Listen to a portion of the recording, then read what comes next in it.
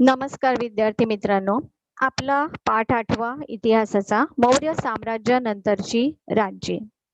बघा, आपण मौर्य साम्राज्य पर्यंतचा जो भाग पाहिला त्याच्यानंतरच्या ज्या कालावधीमध्ये विविध प्रकारच्या राज्यांविषयी, तिथल्या सम्राटांविषयी, राजांविषयी काय करत आहोत, माहिती घेत आहोत, त्यांच्याविषयी जाणून घेत आहोत.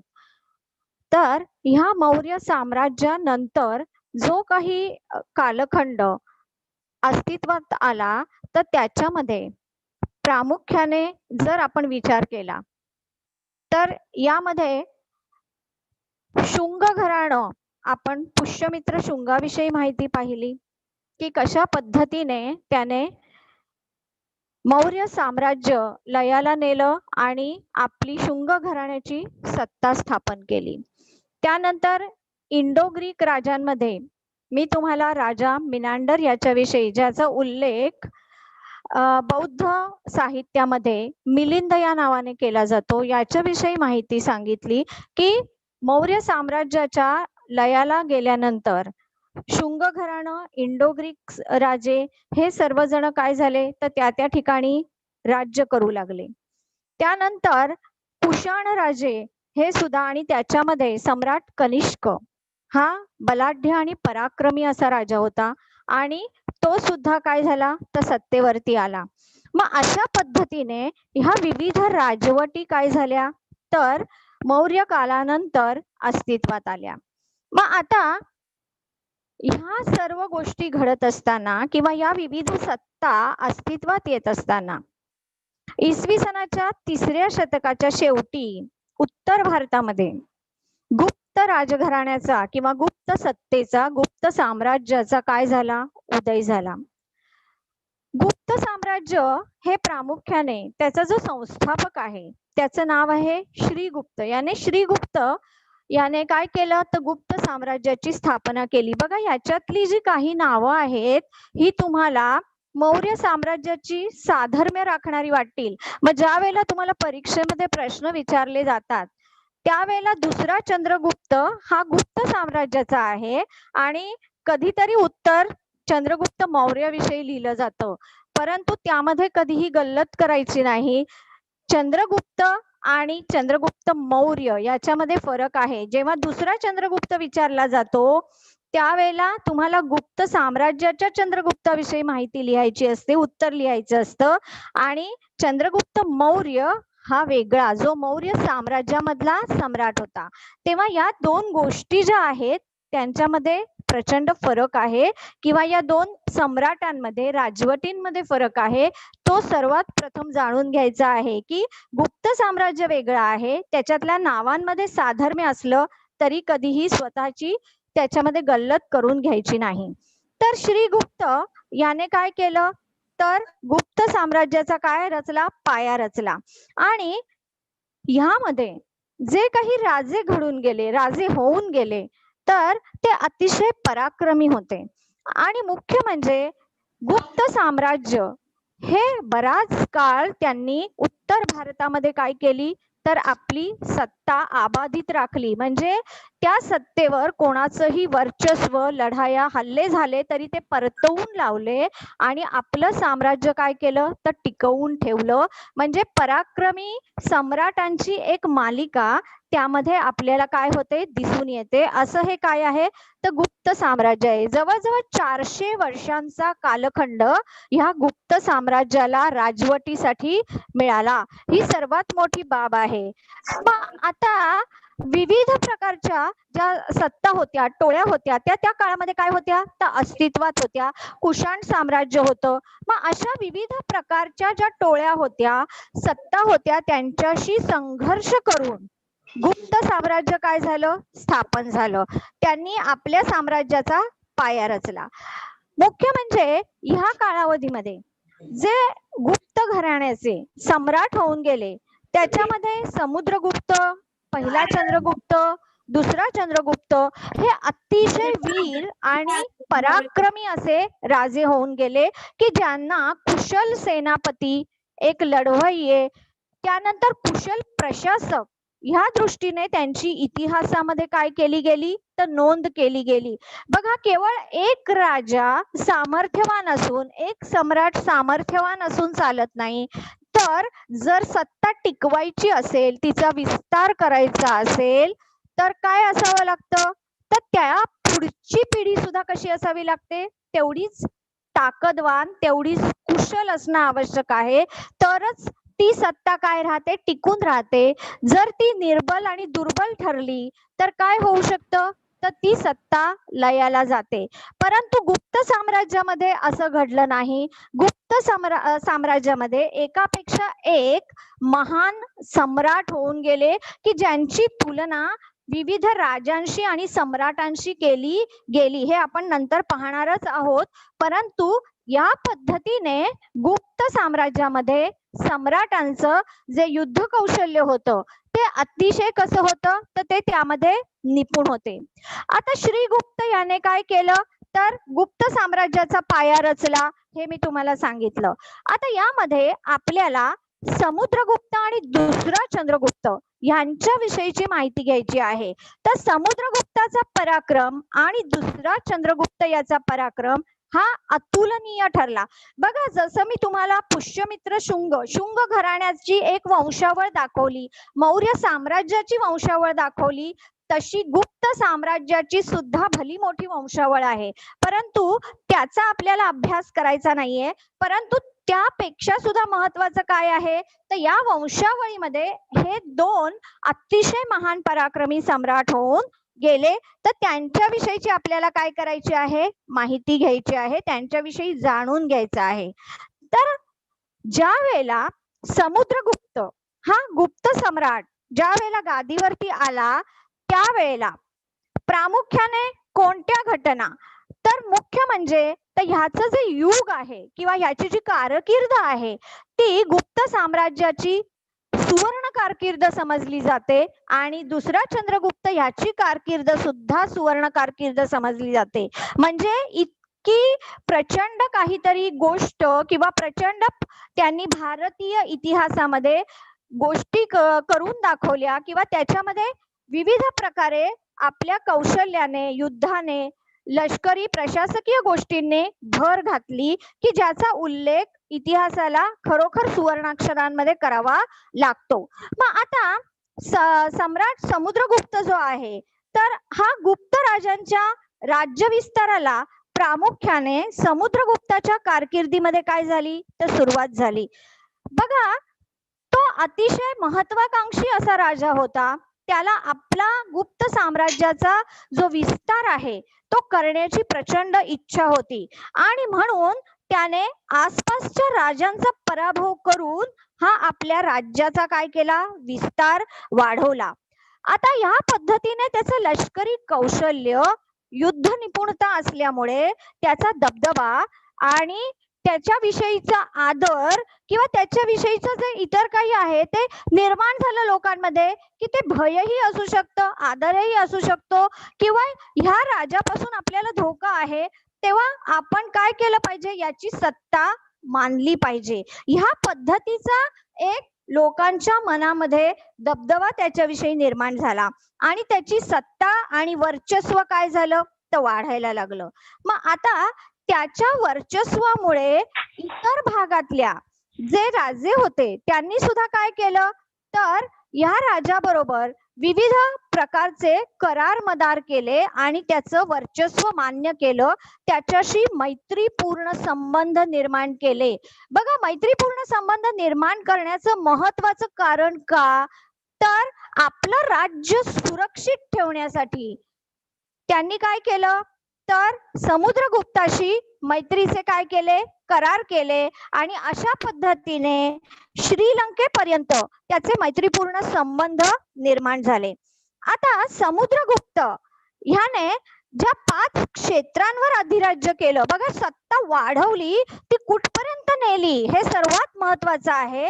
तर 5 क्षेत्रांवर त्याचं अधिराज्य होतं. उत्तरेला हिमालय, नेपाळ पर्यंत त्याने आपली सत्ता वाढवली. दक्षिणेला कांचीपुरम पर्यंत तो पोहोचला. पूर्वेला ब्रह्मपुत्रा नदी, आसाम आणि बंगाल पर्यंत त्याने आपल्या सत्तेचा विस्तार केला. पश्चिमेला रावी नदी आणि पंजाब पर्यंत त्याची सत्ता होती. तर मध्य भारतामध्ये विंध्य पर्वत इथपर्यंत त्याने मजल मारली होती. म्हणजे बघा, ही जी 5 क्षेत्र जर तुम्ही त्यांचा विचार केलात तर ह्या सत्तेचा जो अफाट विस्तार आहे हा समुद्रगुप्ताच्या कारकिर्दीमध्ये तुम्हाला दिसून येतो. म्हणजेच ह्या पद्धतीने तो लढाया लढत होता, संघर्ष करत होता आणि एक सम्राट म्हणून, एक कुशल सेनानी म्हणून स्वतःचं नेतृत्व जे आहे ते त्याने सिद्ध केलेलं होतं. म्हणजे यामधून आपल्याला कोणती गोष्ट दिसून येते तर समुद्रगुप्त हा सम्राट म्हणून घेण्यासाठी लायक होता. एवढी कर्तबगारी आणि कामगिरी त्याने आपल्या कारकिर्दीमध्ये काय केली, सिद्ध केली आणि करून दाखवली. मग अशा पद्धतीने हा जो समुद्रगुप्त होता त्याच्या दरबारामध्ये विविध प्रकारचे कवी, गायक, विविध प्रकारच्या लोकांचा समावेश होता. बघा, पूर्वीच्या काळी राजा रजवाड्यांच्या ठिकाणी पंडित, वैद्य, त्याच्यानंतर कवी या सर्वांचा दरबारामध्ये समावेश असायचा. मग हरिशेन नावाच्या कवीने काय केलेलं आहे तर चंद्रगुप्ताविषयीचं जी माहिती आहे ती आपल्या काव्यामध्ये बद्ध करून त्याचं काय केलेलं आहे, वर्णन केलेलं आहे. ते काव्यबद्ध केलेलं आहे आणि त्याचं वर्णन आपल्याला त्याच्या प्रशस्तीमध्ये सुद्धा वाचायला मिळतं. मग अशा पद्धतीने आपल्या राजाविषयी हरिशेनने काय केलेलं आहे तर अतिशय सुंदर शब्दांमध्ये काव्य वर्णन केलेलं आहे. मग आता ह्यापूर्वी मी तुम्हाला सांगितलेलं होतं की सम्राट अशोकाच्या कारकिर्दीमध्ये विविध स्तंभालेख, शिलालेख आपल्याला बघायला मिळाले. आपण त्याच्याविषयी माहिती घेतली की कोणकोणत्या प्रकारचे शिलालेख कुठे कुठे सम्राट अशोकाच्या कारकिर्दीत होते. मग तशाच पद्धतीचे काही शिलालेख आपल्याला या ठिकाणी स्तंभालेख कुणाच्या कारकिर्दीतले दिसतात तर राजा सम्राट समुद्रगुप्ताच्या कारकिर्दीमधले दिसतात. आणि त्याचा पराक्रम, त्याचं शौर्य ह्याच्या विषयीची जी प्रशस्ती आहे त्याला अलाहाबाद प्रशस्ती म्हटलं जातं. कारण त्या ठिकाणी ते काय केलेलं आहे तर आपल्याला त्या स्तंभामध्ये ती प्रशस्ती कोरलेली बघायला मिळते, वाचायला मिळते. म्हणजे पूर्वीच्या काळच्या राजांनी स्वतःचे विचार, स्वतःच्या राज्याची जी महत्वाच्या गोष्टी आहेत त्यानंतर बाकीच्या गोष्टी ह्या सर्व काय केलेल्या आहेत तर स्तंभामध्ये, शिलेमध्ये कोरून ठेवलेल्या आहेत. मग याच पद्धतीने सम्राट समुद्रगुप्ताविषयीची जी प्रशस्ती आहे ती अलाहाबाद प्रशस्ती म्हणून ओळखली जाते आणि त्यामध्ये आपल्याला त्याचं वर्णन काय होतं वाचायला मिळू शकतं. ही सर्वात महत्वाची गोष्ट आहे.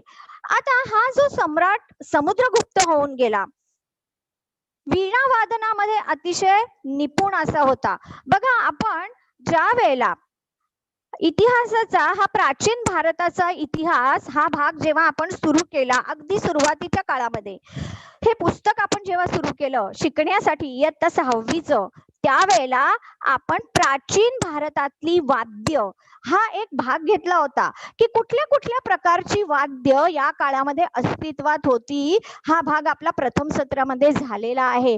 त्यामध्ये विविध वाद्यांविषयी आपण माहिती घेतली होती आणि ती वाद्य कोणकोणत्या देवदेवतांच्या हातामध्ये आपल्याला बघायला मिळतात. आजही आपण ज्यावेळेला एखाद्या देवतेची मूर्ती बघतो त्यावेळेला ते वाद्य आपल्याला त्या देवतेमध्ये हातामध्ये दिसतं. मग आपण ह्या विषयीची माहिती सुरुवातीच्या काळामध्ये घेतलेली आहे जेव्हा हे पुस्तक आपण 6वीचं सुरू केलं. मग आता आपण या समुद्रगुप्ताचं हे चित्र बघतो आहोत, त्याच्यामध्ये तो वीणा वादन करताना आपल्याला दिसत आहे. मग आपण बघतो की आपल्या शाळेमध्ये सुद्धा सरस्वतीचा फोटो असतो, सरस्वतीची मूर्ती असते. तर सरस्वती सुद्धा कशी आहे तर वीणाधारिणी आहे. म्हणजे हे वाद्य सुद्धा कसं आहे तर देवतेचं प्रिय वाद्य आहे. समुद्रगुप्त हा कलांचा आश्रयदाता होता. कलांचा आश्रयदाता होता म्हणजे काय तर विविध कला ज्यांच्या अंगामध्ये आहेत, ते चित्रकार असतील, ते वादक असतील, कोणत्याही कलेमध्ये निपुण असतील, तर त्यांना उदार आश्रय समुद्रगुप्ताने आपल्या राज्यामध्ये, आपल्या दरबारामध्ये दिलेला होता. स्वतः उत्कृष्ट वीणावादक होता, म्हणजे स्वतः वीणावादन तो करत असे. आणि अशा पद्धतीने त्याने विविध प्रकारची जी नाणी पाडली, नाणी तयार केली, तर त्याच्यामध्ये एका नाण्यावरती समुद्रगुप्त वीणावादन करत असतानाच काय आहे, तर चित्र आपल्याला बघायला मिळतं. बघा, समुद्रगुप्ताने विविध प्रकारची नाणी त्याच्या कारकिर्दीमध्ये, त्याच्या सम्राट कारकिर्दीमध्ये पाडली. मग त्याच्यामध्ये वेगळी वेगळी चित्र आहे. केवळ वीणावादन करतानाच एकच नाणं त्याने पाडलं का? नाही. तर त्याच्यामध्ये तो धनुर्धारी आहे असं चित्र एका ठिकाणी आहे. धनुर्धारी याचा अर्थ काय होतो, तर हातामध्ये त्याने धनुष्य बाण घेतलेला आहे. ह्या पद्धतीचं लष्करी योद्ध्याच्या स्वरूपातलं सुद्धा चित्र एका नाण्यावर बघायला मिळतं. एका नाण्यावर आपल्याला अश्वमेध यज्ञाचं चित्र बघायला मिळतं. अश्वमेध यज्ञ चक्रवर्ती सम्राट करत असत. मग अशा पद्धतीच्या यज्ञाचं चित्र असलेलं नाणं सुद्धा समुद्रगुप्ताच्या कालावधीमध्ये पाडलं गेलं. तसंच गरुडाचे चित्र असलेलं नाणं सुद्धा या काळामध्ये पाडलं गेलं. बघा, आपण सुरुवातीच्या ग्रीक काळाचा जर विचार केला तर त्यामध्ये सम्राटाचं चित्र आणि त्याच्या देवतेचं चित्र मागच्या बाजूला ह्या पद्धतीची नाणी होती. तर यामध्ये आपल्याला कोणत्या प्रकारचं दिसतंय, तर समुद्रगुप्ताने स्वतःचं चित्र असलेलं, स्वतः ज्या कलेमध्ये निपुण आहे त्या कलेचं चित्र त्याने काय केलं आहे, त्या नाण्यावरती चित्रित केलेलं आपल्याला बघायला मिळतं. म्हणजे कुठेतरी ह्या नाण्यांमध्ये आपल्याला हळूहळू काय दिसतो आहे, बदल होताना दिसत आहे. मग समुद्रगुप्ताने ह्या पद्धतीने विविध प्रकारची काय केली, नाणी पाडली आणि कुठल्याही नाण्यांवरती त्याने समुद्रगुप्त हे नाव सुद्धा आपल्याला कोरलेलं दिसतं. स्वतःच्या नावाविषयी सुद्धा त्याने काय केलेला आहे, उल्लेख केलेला आहे.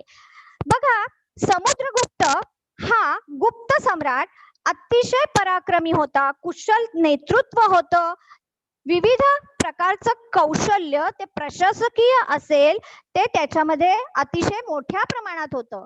त्याची तुलना इतिहासामध्ये नेपोलियन बोनापार्ट बरोबर केली जाते. नेपोलियन बोनापार्ट हा फ्रान्स मधला प्रसिद्ध सम्राट, अतिशय पराक्रमी आणि ज्याच्या पराक्रमाला कोणतीच तोड नाही, अशा प्रकारचा हा सम्राट होऊन गेला. म्हणजे समुद्रगुप्त हा त्या तोडीचा सम्राट होता की जेवढा पराक्रम, जेवढं युद्ध कौशल्य, जेवढा प्रशासकीय कौशल्य नेपोलियन बोनापार्ट मध्ये होतं, तेवढंच आपल्याला समुद्रगुप्तामध्ये बघायला मिळतं. आणि म्हणून इतिहासकारांनी त्याची तुलना नेपोलियन बोनापार्ट बरोबर केलेली आहे.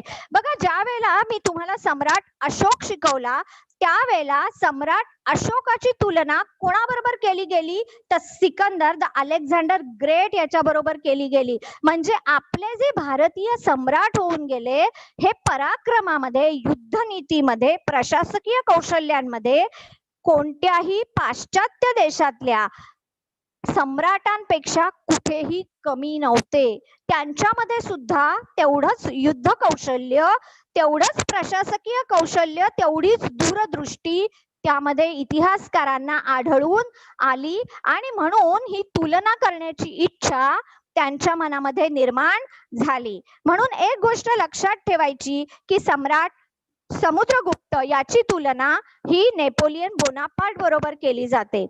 आता ज्या वेळेला समुद्रगुप्त ह्याची कारकीर्द संपली त्यावेळेला दुसरा चंद्रगुप्त हा गुप्त साम्राज्याचा जो अतिशय प्रभावी, की ज्याचा कालावधी हा सुवर्णकाल म्हणून ओळखला जातो, तर असा दुसरा चंद्रगुप्त जो आहे, ज्याला विक्रमादित्य म्हणून सुद्धा संबोधलं जातं, तर त्याच्या कारकिर्दीला सुरुवात झाली.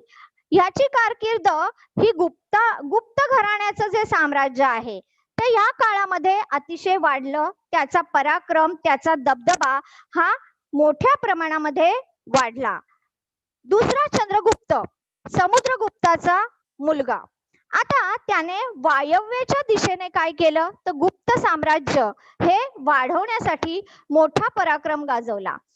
या काळामध्ये प्रामुख्याने विविध प्रकारच्या ज्या टोळ्या होत्या त्याच्यामध्ये शक ही एक टोळी होती आणि त्यामध्ये रुद्रसिंह हा शकांचा अतिशय पराक्रमी काय होता तर सम्राट होता, राजा होता.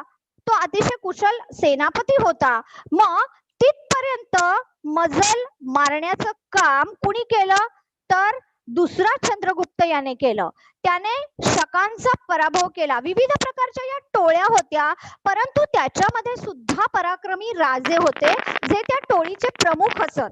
अतिशय कुशल नेतृत्व त्यांच्याकडे सुद्धा असे. मग अशा पद्धतीने शकांचा नायनाट केला म्हणून त्याला शकारी ही पदवी सुद्धा दिली जाते. ही गोष्ट लक्षात ठेवायची की दुसरा चंद्रगुप्त हा अतिशय कसा होता तर युद्ध कौशल्यांमध्ये निपुण होता आणि त्याने आपली जी सत्ता आहे तर ती सत्ता अतिशय विस्तार करण्यासाठी विविध गोष्टींचा उपयोग केला. बघा आता विविध गोष्टींचा उपयोग याचा अर्थ काय होतो तर आपल्या आजूबाजूला असणारी जी राज्य आहेत त्यांच्याशी विविध प्रकारचे संबंध प्रस्थापित करणे. बघा मैत्रीचा हात पुढे करणं, युद्ध करणं, वेगवेगळ्या गोष्टी आहेत. साम दाम दंडभेद ह्या सगळ्या नीती आहेत आणि त्याच्यामध्ये मुख्य म्हणजे दुसऱ्या चंद्रगुप्ताने अतिशय कुशल धोरण आखून वैवाहिक संबंध त्याने त्याचा जो मुलगा त्याचे वैवाहिक संबंध दुसऱ्या राज्यांबरोबर प्रस्थापित केले आणि अशा पद्धतीने विवाह संबंध प्रस्थापित केल्यामुळे काय झालं तर इतर राज्यांचा, इतर सत्तांचा होणारा विरोध, इतर सत्तांशी करावा लागणारा संघर्ष हा कमी झाला. मग ही कुशल रणनीती त्याने त्या ठिकाणी वापरली. म्हणजे केवळ युद्ध आणि लढाया करून साम्राज्य पुढे नेणं, त्यामध्ये रक्तपात होतो, त्यामध्ये मनुष्यहानी होते, त्यामध्ये सैनिकी बळ वापरावं लागतं, परंतु त्याने आपल्या पुत्राचा विवाह बाजूच्या राज्यांशी करून देऊन त्याच्यामध्ये वाकाटक आहे, नाग आहे, तर अशा पद्धतीची जी राज्य होती त्यांच्याबरोबर मैत्रीपूर्ण संबंध निर्माण करण्यासाठी त्याने ह्या पद्धतीचा सुद्धा काय केला वापर केला आणि ही पद्धत त्याने अवलंबली. आता या काळामध्ये विविध प्रकारचे जे आश्रयदाता तो होता, विविध कलांचा आश्रयदाता होता, त्याच्या दरबारामध्ये विविध लोकांचा सन्मान केला जात असे. मग आता बघा ह्या काळामध्ये कालिदास होता जो संस्कृत कवी होता आणि या कालिदासाचा सुद्धा दरबारामध्ये दुसरा चंद्रगुप्त याने काय केला तर सन्मान केला. तो कालिदासाचे जे गुण होते, आज संस्कृत मधला प्रकांड पंडित ज्याने विविध प्रकारची मेघदूत, शाकुंतल सारखी नाटकं लिहिली, तर असा हा संस्कृत कवी दुसरा चंद्रगुप्त याच्या दरबारामध्ये काही काळ होता. त्यानंतर खगोलशास्त्रज्ञ आणि गणितज्ञ वराहमिहिर हा सुद्धा काय होता तर दुसरा समुद्रगुप्त याच्या दरबारामध्ये होता. म्हणजे जे जे गुणीजन असतील, ज्यांच्या जवळ कला आहे, ज्यांच्या जवळ ज्ञान आहे, त्या सर्वांवरती आश्रय देणं किंवा त्यांचा सन्मान करणं, अशा गुणीजनांविषयी आदर बाळगणं हे दुसरा चंद्रगुप्त याने आपल्या कारकिर्दीमध्ये दाखवून दिलं. मग ह्या पद्धतीने तो गुणीजनांचा आदर करत असे. हा एक शककर्ता राजा समजला जातो. शककर्ता राजा याचा अर्थ काय तर जी प्रचलित शक आहेत त्याच्यामध्ये विक्रम संवत हे शक त्याने सुरू केलं. मग अशा पद्धतीने विविध प्रकारच्या गोष्टी की ज्या एका सम्राटाकडून अपेक्षित आहेत त्या करून दाखवण्याचं कार्य दुसरा चंद्रगुप्त ह्याने करून दाखवलं. मग आता ह्या विविध गोष्टी करत असताना त्याने दिल्ली जवळील मेहरोली येथे एक लोह स्तंभ उभा केला.